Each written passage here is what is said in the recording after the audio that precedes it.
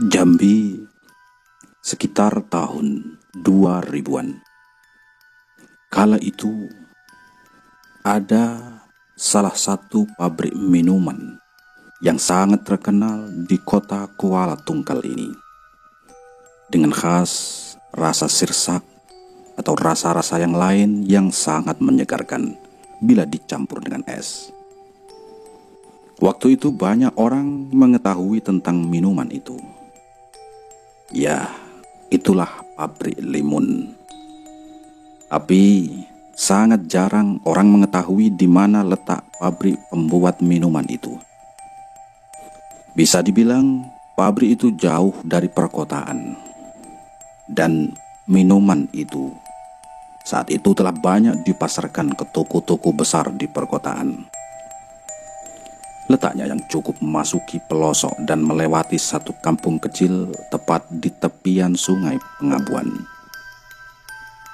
Bahkan ada beberapa orang yang mengetahui kalau di situ ada pabrik ketika ada kasus remaja yang tenggelam di sungai Pengabuan samping pabrik, yang mana mayatnya itu ditemukan di sekitaran pabrik itu. Kondisi mayat waktu itu sangatlah mengenaskan, karena dalam kurun waktu 4 hari, mayat baru ditemukan dalam kondisi yang hanya tinggal kerangka. Dan daging yang tersisa hanya di bagian celana yang masih dikenakannya waktu itu. Mungkin, ya, mayat itu dimakan ikan. Tapi kabar yang beredar, remaja itu tenggelam karena mandi di sungai ketika air pasang sedang naik, lalu terseret hingga 4 hari lamanya. Tim SAR serta tim gabungan lainnya waktu itu berusaha sebisa mungkin, hingga kejadian ini langsung ditanggapi oleh Bapak Bupati waktu itu. Namun tetap saja tidak membuahkan hasil. Kebetulan pabrik limun ini termasuk bagian dari daerah hulu. Dan benar saja, di sanalah mayat itu ditemukan mengambang, tersangkut pepohonan nipah yang berdekatan dengan pabrik itu. Itu hanyalah sepenggal kisah yang berkaitan dengan pabrik itu. Di sini, saya akan menceritakan kisah seorang duda yang bernama Wawan, yang mana orang ini mengalami kejadian mengerikan ketika berada di sekitar pabrik itu. Suatu hari, di depan teras rumah, terlihat seorang lelaki sekitar umur 30-an tahun sedang duduk-duduk di lantai teras rumahnya. Alat-alat pancing berserakan di mana-mana, tali nilon yang terpotong-potong, serta batu timah berserakan. Nampaknya dia ini sedang mempersiapkan alat pancingnya, mengatur-ngatur kail umpannya agar ketika memancing tepat sasaran. Sebut saja nama lelaki itu Wawan, seorang duda anak satu yang ditinggal istrinya. Anaknya dibawa oleh sang istri yang kabur, yang lari ke Jakarta karena terbuai hidup mewah yang ditawarkan seseorang. Sampai saat ini Wawan tidak tertarik lagi untuk mempunyai istri. Dia lebih memilih menghabiskan waktu untuk hobinya, yaitu memancing, untuk melepas lelah ketika libur bekerja. Tak lama, datang seorang pemuda yang umurnya lebih muda dari Wawan. "Bang, sibuk ya bang?" ucap pemuda itu. Wawan terdiam, lalu menoleh ke belakang. Dia masih memandang pemuda tadi. "Oh iya bang, lupa. Assalamualaikum." "Hahaha, waalaikumsalam John." "Lah, kau katanya ke Batam," ucap Wawan dengan sedikit berteriak, di mana ucapan itu dijadikan mereka hanya sebagai lelucon. "Iya nih bang, ayo mampirlah ke rumah bang. Ada kolak batu oleh-oleh dari Batam," jawab Johnny sambil tertawa. Mereka berdua pun tertawa lepas. "Mau pergi mancing ya bang?" tanya Johnny lagi. Iya John, Mungkin nanti siang lah, sekitar jam 2. Kenapa? Kau mau ikut? Hahaha, boleh tuh bang. Aduh, kepalaku pusing juga, garap skripsi nggak selesai-selesai nih bang. Oke lah kalau gitu John, jam 2 nanti ke rumah abang ya. Bawa motor kau. Sekarang bantu dulu abang ini, nyiapkan peralatannya, ucap si Wawan. Johnny pun membantu Wawan menyiapkan beberapa setik pancing yang dia punya. Juga mempersiapkan kail-kail kalau nanti tersangkut. Setelah selesai, Johnny pun pulang untuk makan siang dan tidur sebentar. Karena dia tahu Bang Wawan itu hantunya mancing. Kalau sudah memancing bisa tidak ingat pulang. Singkat cerita, ketika sudah jam 2 siang, Johnny pun pergi ke rumah Wawan. Terlihat Wawan sudah duduk di depan teras dengan bekal yang memang biasa dia bawa ketika memancing. Satu termos kopi serta makanan yang dibuat di dalam rantang kecil menjadi bekalnya. Biasanya Wawan pagi hari baru pulang ketika memancing. Apalagi kalau air pasang naik, ikan-ikan besar dari laut lepas bisa masuk ke dalam sungai Pengabuan. Udah ya bang, ayo berangkat. Udah John, nih letakkan di motor. Kita pergi ke pasar dulu beli umpan, ucap Bang Wawan sambil memberikan tas pancing tersebut. Setibanya di pasar, Wawan pun membeli umpan di tempat biasa dia membelinya. Mau mancing di mana bang? Ucap pedagang umpan tadi. Di tempat biasa lah bang, di jembatan WFC itu, ucap Wawan sambil menunjuk jembatan yang tak jauh dari pasar itu. Oh, semalam ada orang yang beli umpan di sini. Katanya dapat ikan kakap besar. Itu mancing di pabrik limun. Hah? Kakap bang? Pabrik limun itu di mana ya bang? John, kau tahu pabrik limun di mana? Ucap Wawan yang menoleh ke arah Johnny yang duduk di jok motornya. Johnny hanya menggelengkan kepalanya. Itu bang, dekat kantor DPR yang di belakangnya ada lorong memasuki kampung Cegat. Oh, di situ bang. Baru tahu pula aku kalau di situ ada pabrik. Oke lah bang, makasih ya infonya. Oke sip, sama-sama bang, ucap pedagang tadi sambil mengacungkan jempolnya. Oke John, berangkat. Kita ke pabrik limun dekat belakang kantor DPR. Kamu tahu kan? Ucap Wawan kepada Johnny. Oke bang, tahu. Gas. Mereka pun melaju ke arah yang dituju tadi. Cukup memakan waktu sekitar 1 jam untuk ke sana. Setelah mereka sampai di kantor DPR tersebut, memang ada sebuah lorong di samping kantor itu. Namun jalannya masih tanah liat dan lumayan becek karena malam tadi habis diguyur hujan. Johnny terhenti sejenak sebelum memasuki jalan itu. Yakin dak nih bang, ini jalannya? Kok kayaknya ini mau mana ya? Tanya Johnny yang sedikit ragu. Yakin aja John, siapa tahu bukan hanya kakap yang didapat, tapi juga ikan grot, ucap Wawan dengan semangat.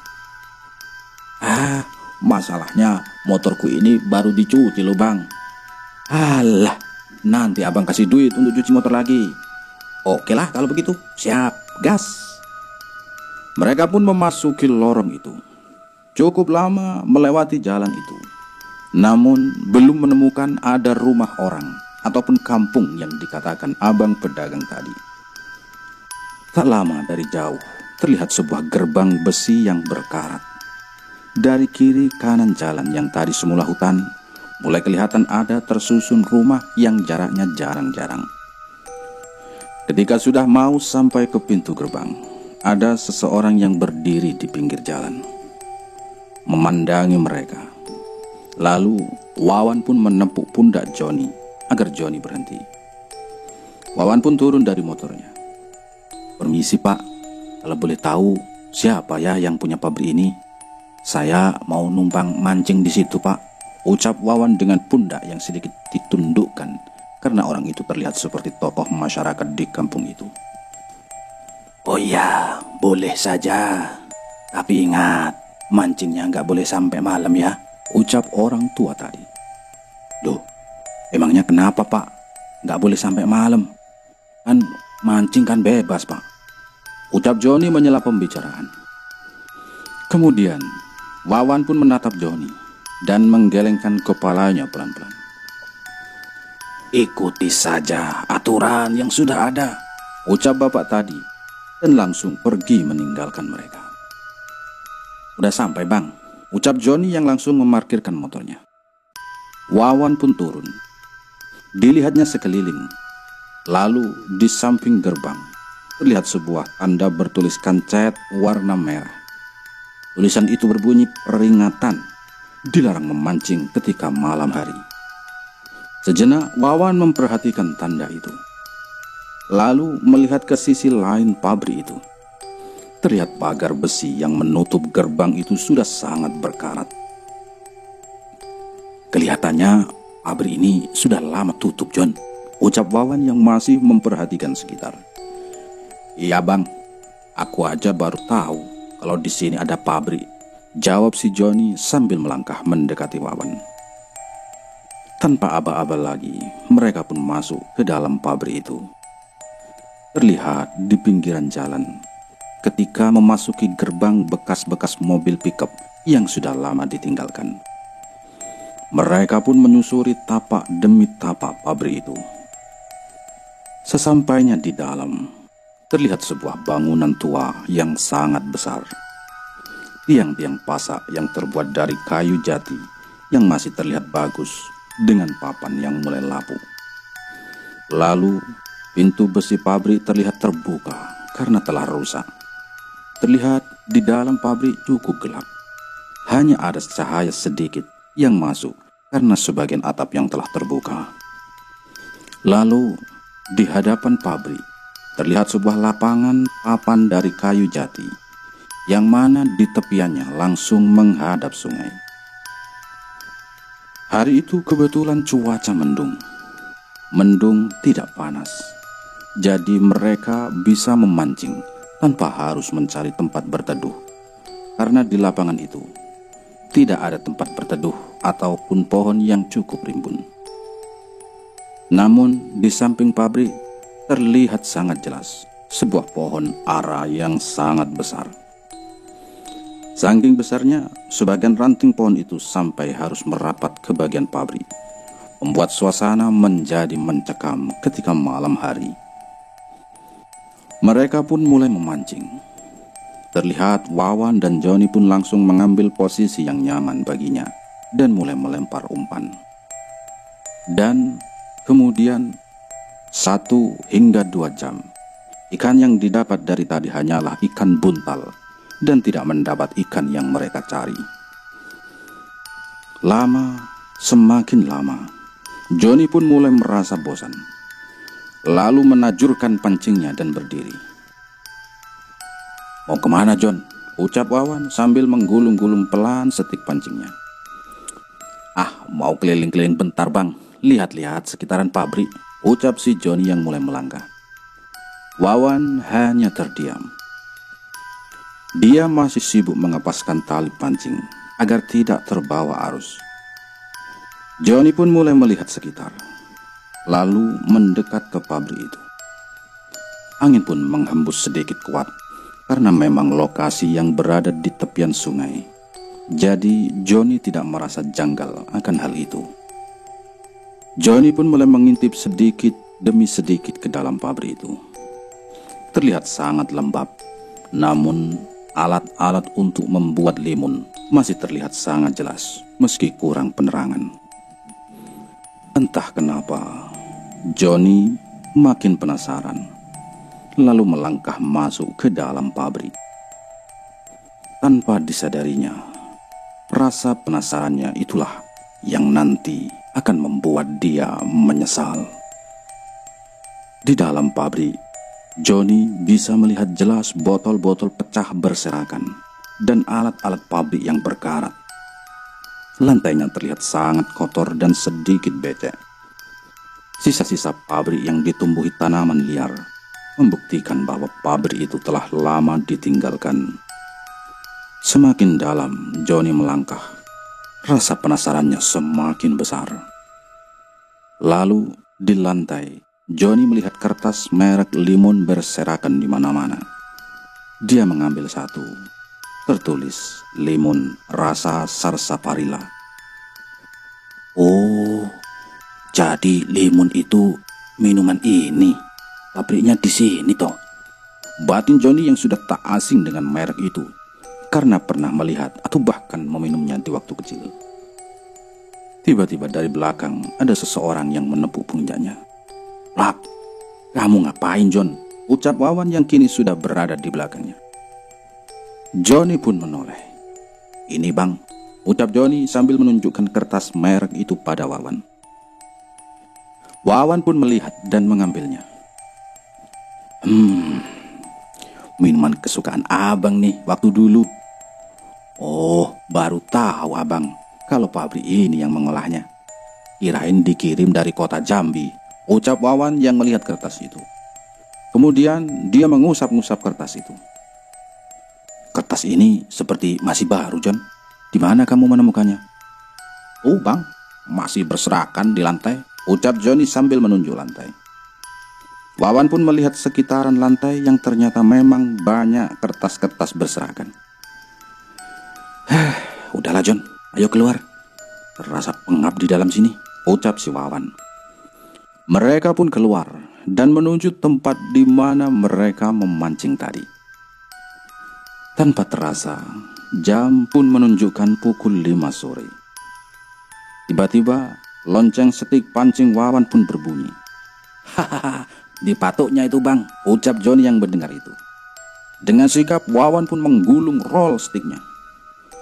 "Wah, berat nih John, kakap tulah," ucap Wawan dengan semangat menggulung roll stick pancing layaknya pemancing mania di Trans 7. Dan benar saja, seekor ikan kakap yang ukurannya sebesar ember cat sudah mulai terlihat ke permukaan. "John, ayo ambil gancu di dalam tas abang tuh," ucap Wawan yang mulai ngos-ngosan. Dengan cepat Johnny pun mengambil gancu dan mulai turun berpijak antara tiang-tiang penyanggah lapangan kayu tersebut. Ikan pun berhasil dinaikkan. Terlihat wajah Wawan dan Johnny sangat senang. Mantap John," teriak Wawan yang sangat girang. makan enak," tambah si Johnny. Tak lama berselang, joran dari Johnny pula yang kini loncengnya berbunyi. Sama hal yang dilakukan Wawan tadi. Johnny dengan sigap menggulung rollnya. Namun, kini yang didapat Johnny hanyalah ikan sembilang yang berukuran sepergelangan tangan. Namun begitu, Johnny tetap merasa puas karena tarikan ikan yang ganas dan membuatnya lumayan ngos-ngosan. Setelah itu, ikan tadi dimasukkannya ke dalam jaring ikan yang biasa digunakan. Ketika melihat jam tangan yang dikenakan Johnny, terlihat sudah jam 5.30 atau setengah 6 sore. "Bang, udah jam setengah 6, kita nggak pulang," jawab Johnny mengatakan pada Wawan. "Kagak dulu lah John, ikan di sini mantap-mantap. Air pun baru sudah pasang. Sayang kalau dilewatkan John," ucap Wawan yang masih sibuk melempar kail pancingnya. "Kalau orang kampung itu marah gimana bang?" ucap Johnny yang gemas, karena motor dia berada di luar gerbang pabrik. Wawan terdiam. "Sudah, sini kunci motormu John," ucap Wawan. Johnny pun memberikan kunci motornya. "Lihatkan pancing abang tuh dulu, biar abang urus motormu," ucap Wawan dan langsung pergi menuju keluar pabrik. Wawan pun telah sampai di gerbang. Dia memperhatikan sekitar. Setelah dilihatnya tidak ada orang, dia pun menghidupkan motor dan membawanya masuk ke dalam gerbang. Setelah itu, motor tadi diletakkannya di samping bekas-bekas mobil pickup tadi, sehingga terlindung dari pandangan orang ketika melewati ataupun melihat sekitaran gerbang tersebut. Kemudian Wawan pun kembali. "Udah, motor kau sudah abang sembunyikan Biar dilihat orang kita sudah pulang, ucap Wawan sambil mengembalikan kunci motornya. Oke, sampai subuh bang, ucap Joni yang sama semangatnya dengan Wawan. Tikar minimalis yang ada di dalam tasnya pun digelar, dan mereka pun mulai mengeluarkan perbekalannya. Siapa sangka, dengan melanggar apa yang telah ditentukan, mereka akan melewati malam yang tentunya akan menjadi penyesalan mereka. Namun, karena rasa semangat tadi, mereka tidak takut aturan dan melanggarnya. Perkampungan itu terlihat sunyi ketika malam hari. Yang tinggal di tempat itu seolah tidak mau tahu apa yang terjadi ketika malam hari. Mereka lebih memilih untuk berada di dalam rumah. Ketika maghrib datang, warga itu hanya melihat-lihat di gerbang. Jika tidak ada motor yang parkir, berarti tidak ada orang di dalam pabrik. Hari pun sudah malam. Lampu serta senter cas sebagai penerangan Wawan dan Joni malam itu. Langit terlihat gelap karena sedari sore tadi sudah mendung. Malam itu, mereka memancing semakin menjadi-jadi karena ikan sedari tadi terus mematuk umpan mereka. Wawan terlihat puas akan hal itu. Semakin malam, suasana semakin mencekam. Kemudian, seketika suasana menjadi sunyi. Bahkan suara dari lonceng setik pancing mereka tidak lagi terdengar. Tiba-tiba, di belakang mereka, ada seseorang yang mendekat. Mas, boleh minta ikannya satu? Suara itu mengagetkan Joni hingga membuatnya setengah berteriak. Iya boleh mas, ucap Wawan sambil memperhatikan orang itu. Dilihatnya kakinya masih menapaki tanah. Wawan memandang Joni, lalu memegang kakinya sendiri sambil menggelengkan kepala. Maksudnya itu kode kalau orang itu masih manusia karena kakinya masih menapaki tanah. Namun wajahnya terlihat pucat dan tatapannya kosong. Seingat Wawan, suara orang itu begitu parau. Perut saya lapar mas, jadi dari siang gak makan, ucap orang tadi. Kasihan juga bang, ucap Joni berbisik pada Wawan. Ya udah nih, makan dulu, ucap Wawan sambil memberikan sisa bekal mereka tadi. Tapi saya mau ikan itu bang, ucap orang tadi sambil menunjuk jaring yang mereka gantung di tepian kayu jati itu. Lah, tahu dari mana nih orang, batin Wawan. Namun Wawan tetap mengambilkan ikannya dan memberikannya 2. Terima kasih ya mas, ucap orang tadi sambil tersenyum dengan tatapan kosongnya. Oh iya, bisa pinjam koreknya mas, ikannya mau saya bakar. Tanpa mengatakan apa-apa, Wawan pun memberikan korek tersebut. Saya ada di dalam itu mas, kalau mas nanti kehujanan, masuk saja ke dalam, ucap orang itu sambil menunjuk pabrik limun yang tadi mereka masuki. Wawan dan Joni hanya mengangguk. Dia masih bingung dengan orang itu. Dan benar saja, orang tadi melangkah masuk ke dalam pabrik itu.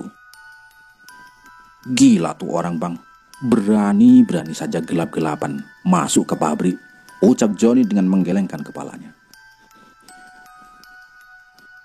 Orang yang begitu yang abang suka John, dia tidak takut hantu. Dia satu pemikiran dengan abang, jika hantu itu tidak ada, ucap si Wawan. Jangan ngomong sembarangan lah bang, tambah si Joni. Tak lama, rintik hujan pun mulai turun. Waduh, gerimis nih John, ucap Wawan dengan sigap menggulung pancingnya. Iya bang, gimana nih? Ucap Joni yang juga mengikuti Wawan menggulung pancingnya. Ya sudah, kita masuk pabrik itu saja. Orang tadi kan ada di dalam, kata si Wawan. Yang bener bang, emang gak apa-apa, ucap Joni dengan wajah ketakutan. Ya sudah, tinggal saja kau di sini kalau mau basah. Abang gak mau, ucap Wawan yang langsung membereskan peralatan pancingnya. Kemudian mulai berlari karena hujan turun cukup lebat. Dengan terpaksa Joni mengikuti si Wawan. Wawan pun mulai menyenter ke dalam gudang, mencari di mana orang tadi. Diikuti Joni yang berada di belakang Wawan. "Kemana orang tadi ya, John?" ucap Wawan yang masih menyenter ke sana ke sini. "Mana aku tahu, Bang. Tadi kan dia masuk ke dalam pabrik ini," ucap Joni yang mulai khawatir. Tanpa terasa mereka pun masuk lebih dalam, hingga sampai di mana mereka menemukan kertas merek Limun sewaktu tadi siang. "Lah, kok nggak ada?" ucap Wawan. Tiba-tiba di belakang Joni berdiri sosok makhluk dengan perut yang robek. Lalu di mulutnya tampak mengunyah sesuatu, dan di tangannya ada ikan yang diberikan Wawan tadi, dengan kondisi kepala ikan sudah tidak ada, seperti bekas digigit. Melihat itu membuat mereka terkejut dan berteriak, "Ah, hantu!" Kemudian teriakan itu seketika hilang, disusul mereka berdua yang tidak sadarkan diri. Singkat cerita, ketika mereka telah tersadar, Wawan dan Joni sudah terbaring di lantai yang beralaskan tikar. Sepertinya rumah itu adalah rumah salah satu ketua kampung itu. Tidak lama, seseorang yang umurnya sudah tua menghampiri mereka dan memberikan mereka air minum. "Diminum dulu ya, Nak." Wawan mengenali orang tua itu. Dia adalah orang tua yang waktu itu marah kepada mereka ketika Joni menanyakan kenapa tidak boleh memancing di kawasan pabrik itu ketika malam hari. Setelah Wawan minum, dia pun melamun sejenak. Masih terpikir di benaknya makhluk mengerikan yang dia temui malam tadi. "Sekarang tahu kan alasan kenapa tidak boleh ke sana di malam hari?" ucap orang tua tadi. Wawan hanya terdiam. Begitu pula dengan Joni. "Kalian saya temukan tergeletak di dalam pabrik ketika saya menyusuri pabrik itu. Keluarga saya juru kunci dari tempat itu turun-temurun, bahkan sebelum pabrik itu ada." "Hah? Maksud Bapak?" ucap Wawan yang masih tidak mengerti. "Di samping pabrik, bukankah kamu melihat pohon ara yang begitu besar?" ucap bapak itu. Wawan hanya mengangguk. "Itu adalah rumah mereka," tambah bapak tadi. Wawan masih diam mencoba mencerna ucapan bapak itu. "Sebelum pabrik itu berdiri, orang tua saya dulu sudah beberapa kali melarang jika kawasan itu jangan dijadikan pabrik. Namun bos mereka tetap ingin mendirikannya karena tempatnya yang strategis berada di tepian sungai. Mereka pun dulu memohon bagaimana caranya agar pabrik ini tetap berdiri. Ya, dengan terpaksa akhirnya disetujuin. Namun dengan catatan pabrik harus tutup ketika malam hari dan tidak ada yang boleh bekerja lembur," tambah bapak itu dengan ceritanya. Kini Wawan mulai mengerti dan percaya akan hal yang selama ini tidak dia percayai. Jika alam lain itu benar adanya. Nah, jika tetap memaksa untuk berada di kawasan pabrik itu, ya resikonya begitu. Mereka suka mengganggu namun tidak mencelakai. Saya dulu juga salah satu karyawan di sana. Ketika masih muda, setiap pagi itu pasti ada saja yang berserakan ketika datang ke pabrik itu. Ya, itu tadi, mereka-mereka yang usil, tambah bapak itu. Kini Wawan dan Joni mulai mengerti. Jika datang sebagai tamu, ada baiknya adab harus dijaga serta ikuti peraturan dari tuan rumah. Semenjak kejadian itu, Wawan berhenti untuk memancing selama 1 bulan. Dan kemudian dia lanjutkan memancing di tempat-tempat biasa dan kini tidak lagi pernah memancing sampai tengah malam. Sementara Johnny menjadi jera ikut Wawan memancing. Johnny masih sering berkunjung ke rumah Wawan. Namun, setiap Wawan mengajaknya memancing, Johnny menolaknya dengan alasan macam-macam. Sekian dulu, saya akhiri cerita ini. Terima kasih.